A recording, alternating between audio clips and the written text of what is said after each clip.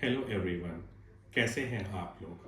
आपका दोबारा स्वागत है हमारे चैनल में आपकी फाइनेंस की बात, जहां हम बात करते हैं आपके पैसों की सीधी और सच्ची बात। हमने अपनी लास्ट वीडियो में आपको फाइनेंशियल प्लानिंग की इम्पोर्टेंस के बारे में बताया। आज हम इस वीडियो में बात करेंगे कि कैसे आप अपनी स्मार्ट फाइनेंशियल प्लानिंग स्टार्ट कर सकते हैं, वो भी बिना किसी प्रोफेशनल के हेल्प के बिना।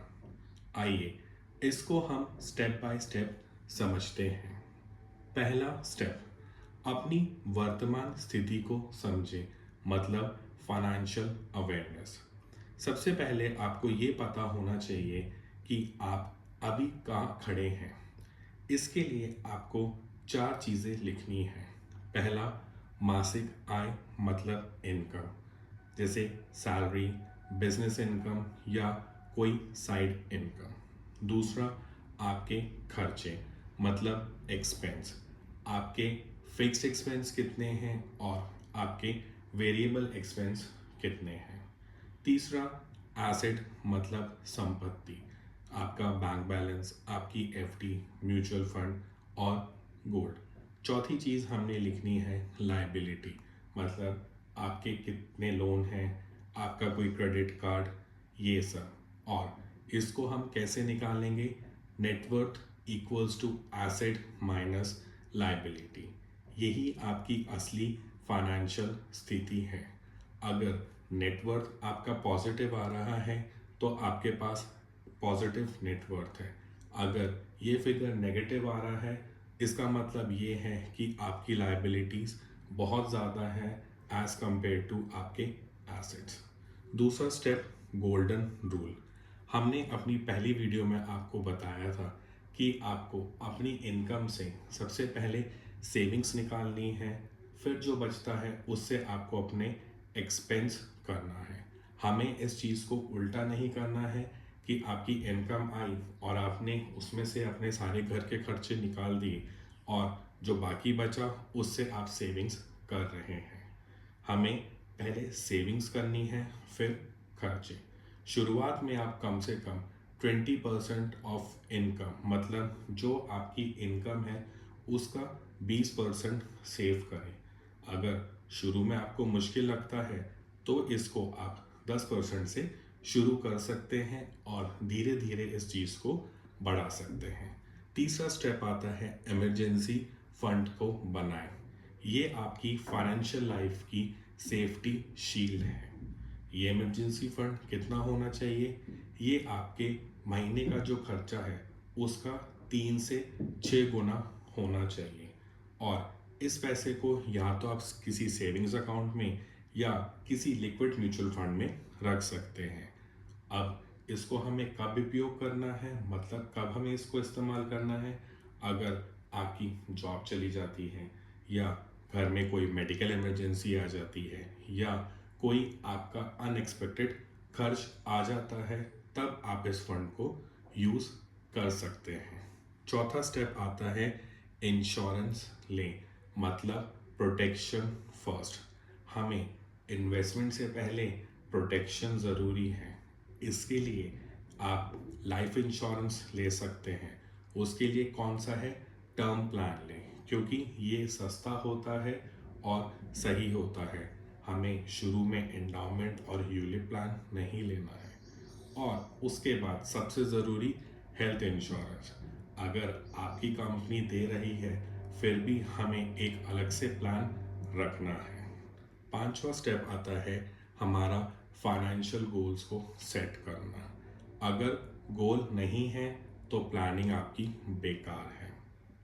इन गोल्स को हम 3 हिस्सों में बांट सकते हैं।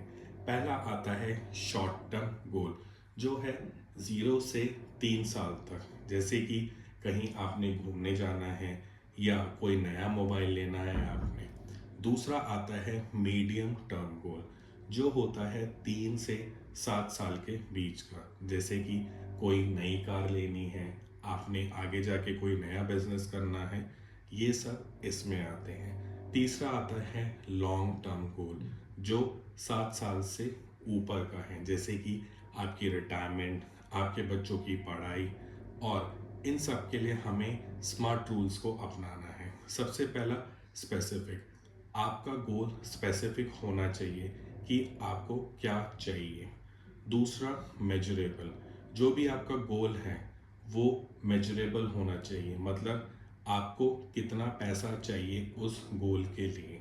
और आखिरी में, टाइम बाउंड, कि उस गोल को आप कब तक पूरा करना चाहते हैं। छठा स्टेप आता है हमारी फाइनेंशियल प्लानिंग में, और वो है इन्वेस्टमेंट शुरू करें। आप सेविंग्स कर रहे हैं, उससे आपका पैसा नहीं बढ़ता।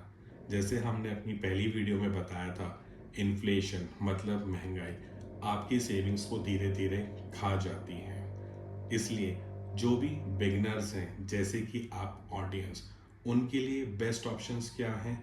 Mutual fund. आप छोटी एसआईपी स्टार्ट कर सकते हैं। इंडेक्स फंड, ये सस्ता होता है और स्टेबल ग्रोथ होती है।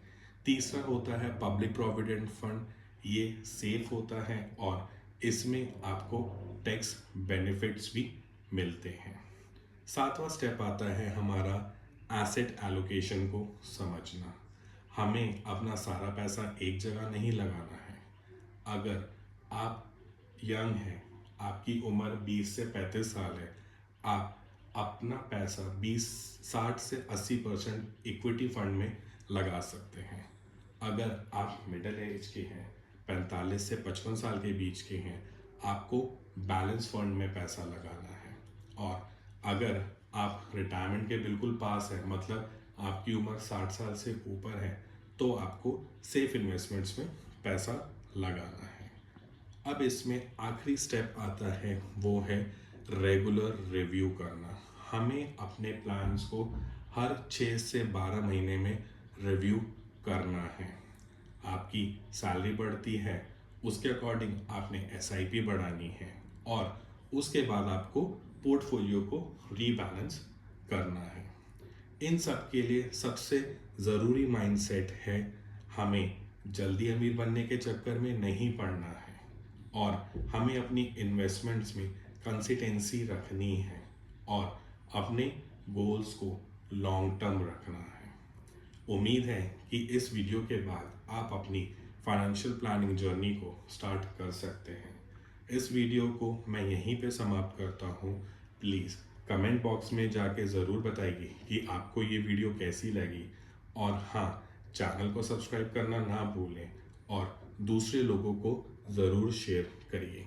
Thank you for watching.